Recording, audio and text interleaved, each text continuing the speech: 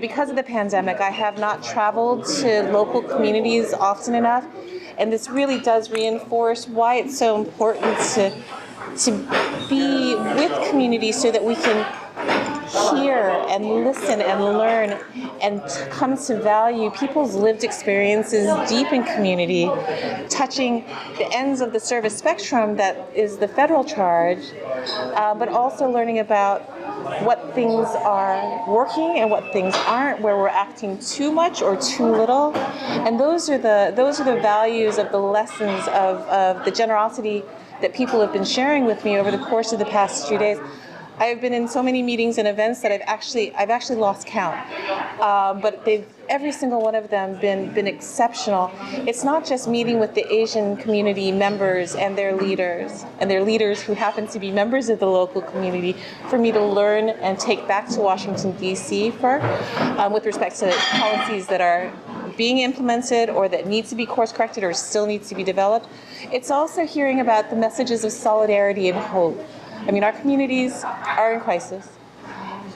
We are suffering a lot. We're in trauma. We're healing. We need heal some more and rejuvenate together as an Asian American, Native Hawaiian, and Pacific Islander community.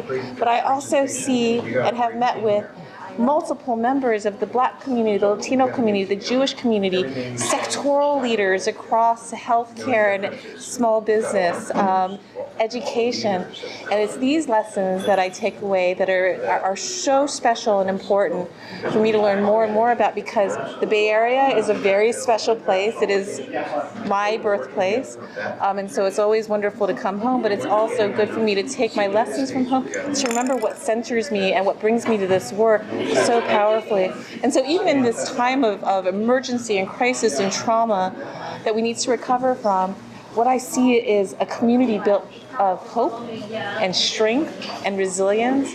I was honored to be recognized at, of all things, Nepal Day's celebration and parade, and seeing the children there and the elders and seeing the joy in their faces as they celebrate their own culture in their own unique way, to be invited to be honored as a guest was a pride of a surprise of this trip. This discussion here with Mayor Lily was extraordinary to see her leadership, her strength and resilience, her courage, and the way that she not only inspires her local community, also how her local community members inspires her in turn. And that's one of the lessons that I would like to emulate when I go back to Washington, D.C. So do you have any plan to go another city like Los Angeles? Absolutely, absolutely. Pandemic and budget affording, and where it's helpful and welcome. I would. In the time of pandemic, it was the occasion that I was able to do a lot of virtual trip making to further flung places that are traditionally not accessible to Washington, D.C. lawmakers, and where Washington feels very remote and far away and inaccessible.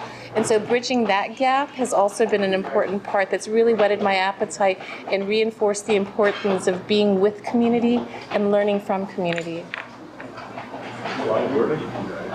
Do you have any suggestions for our minority audience during this pandemic time? See this time of need to come together to heal. We have a mental health crisis. We have a gun violence crisis. We have a rise in hate. We still need to recover from the public health crisis. But take in this the lessons of our ancestors and our forebears about how strong and resilient we are. Please have hope and band together and recognize that there's more that unites us than divides us. And together we can do anything.